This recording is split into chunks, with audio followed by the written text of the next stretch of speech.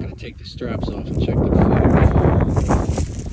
because we're supposed to get 30-mile-an-hour winds tonight.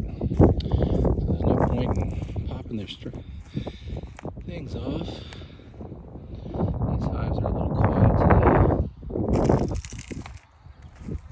Little activity, not much. Got some activity coming out of that one. A little bit of activity coming out of this one. Pop their tops off.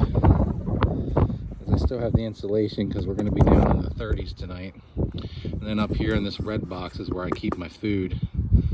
It's basically a modified medium that I made myself just so it fits some food if it gets pretty cold. But not going to pop them today, not with the weather being the way it is. Just keep hoping for better weather.